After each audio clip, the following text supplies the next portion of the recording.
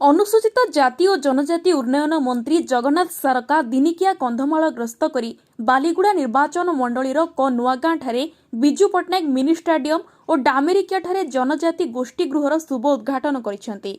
एथिसहित क नुआगां Biju Patnaik mini stadium रे राज्यस्तरीय विधायक फुटबॉल प्रतियोगितार भी शुभारंभ करिसेंती। महामारी कोरोना जोगु राज्यवासी अणायत हो पड़िथिले।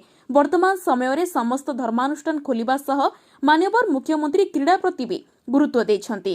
या माध्यम अंचलर युवक युवती क्रीड़ा प्रति आकृष्ट हेबा सह सेमानक अंतर्निहित गुण सामना को आसी परिबो बोली कहिसंती माननीय मंत्री। तेबे यह कार्यक्रम में बालीगुड़ा विधायक चक्रमणि कंहर, बालीगुड़ा एनएससी अध्यक्ष लोकनाथ पाड़ी, क नुआगां ब्लॉक अध्यक्ष सुलोचना दल बेहेरा, राज्य संख्यालघु सेलर साधारण संपादक एमडी यासिन, बीजेडी सभानेत्री अनिता मलिक, सांसद प्रतिनिधि वासुदेव पंडा, राज्य परिषद सभ्य कृष्णमोहन पाणिग्राही उपस्थित जोग देथिबा बेले समस्त पंचायतर सरपंच, समिति सभ्य, सभ्या क नुआगां ब्लॉकर कार्यकर्ता प्रमुख उपस्थित थिले। बालीगुड़ारू सुरेश कुमार पंडांको रिपोर्ट theutkal.in।